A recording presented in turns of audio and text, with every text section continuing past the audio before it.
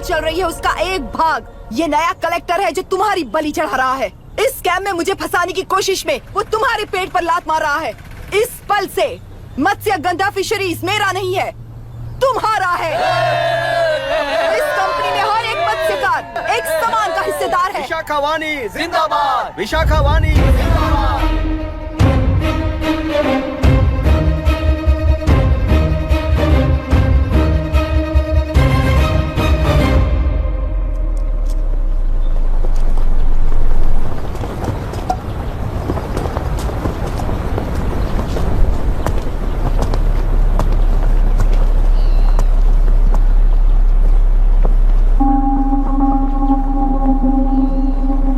गुस्से से रास्ता रोकोगे ये जानते हुए भी आया हूं,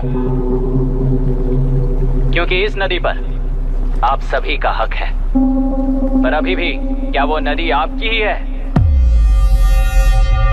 40 साल पहले आसानी से यहां मछलियां पकड़ रहे थे, तब तक वो नदी आपकी थी। पर जब जीवन देने वाली इस नदी को लीज पर छोड़ दिया गया, उसी दिन ये आपके हाथों से निकल गई। या फिर मुझे बताइए, आपने इससे क्या पा लिया? एक के काम पर चार खाते हुए अपनी बढ़ोतरी में आप ही अड़चन बन रहे हो। अपना आलसीपन यहाँ लेटा कर रखे अपने बच्चों को भी विरासत में दे रहे हो। इस बांध को टूटने से नुकसान आपका नहीं होगा। आपको इस चक्र में फंसाकर आपसे 10 गुना ज्यादा कमाने वाले इस सोसाइटी के प्रेसिडेंट्स आपसे हजारों गुना ज्यादा कमाते हुए आपके भविष्य पर सिंहासन डालकर बैठी हुई वो नियोक्ता है।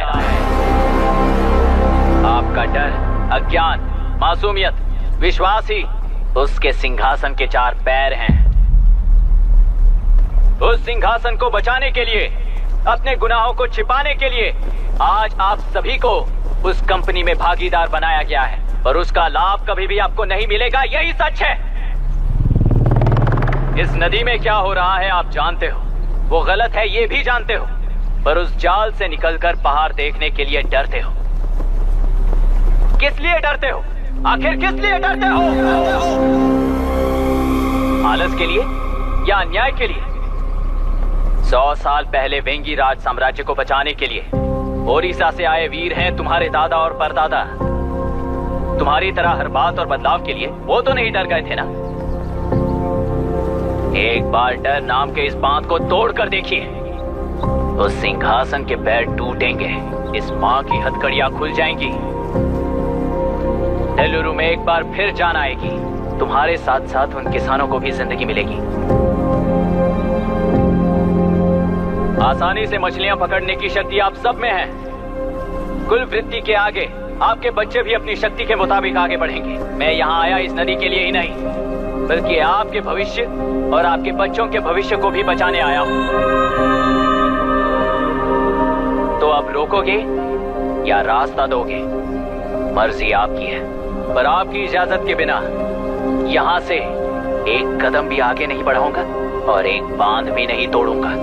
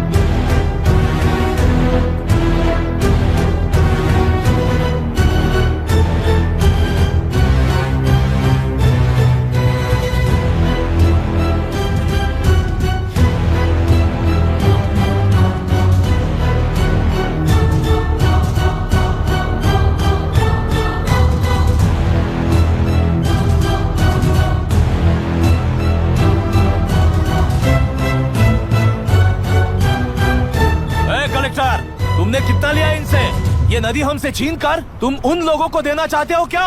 अबे घोंचू, और कितने साल तुम्हारी चलेगी? हाँ, आओ देख लेते हैं। चलो रे, मार देते हैं इन्हें। छोड़ेंगे नहीं किसी को, जान से मार देंगे।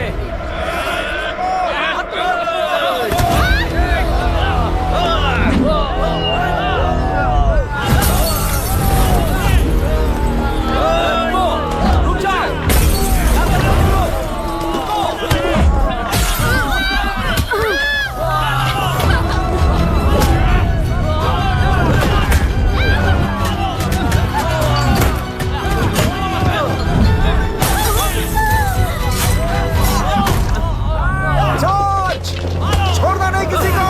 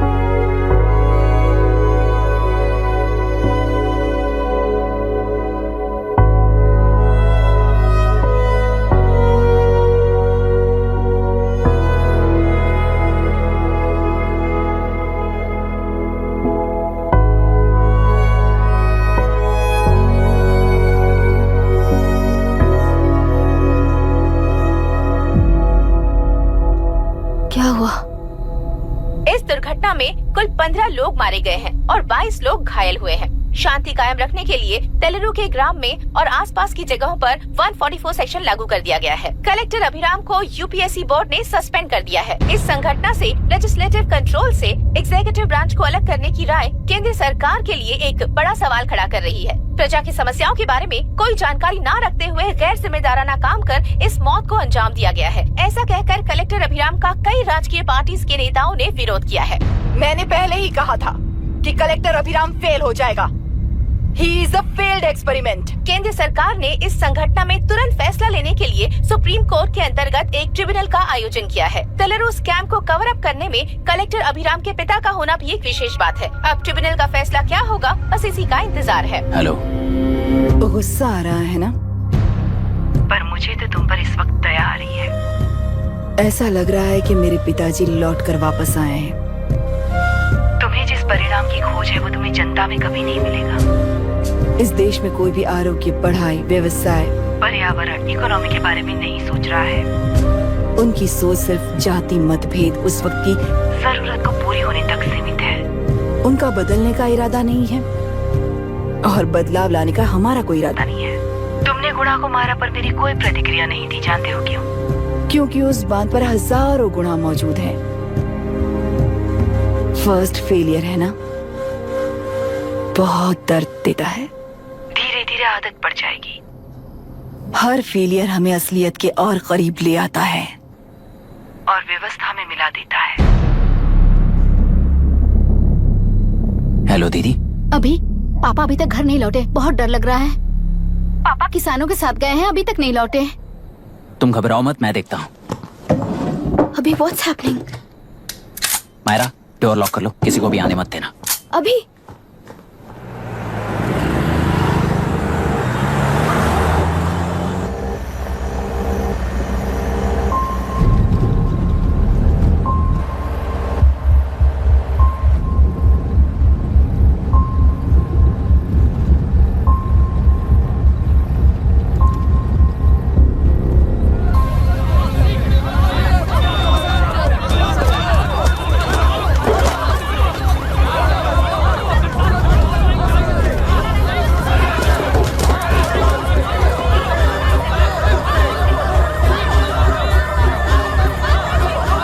Lock the tractor.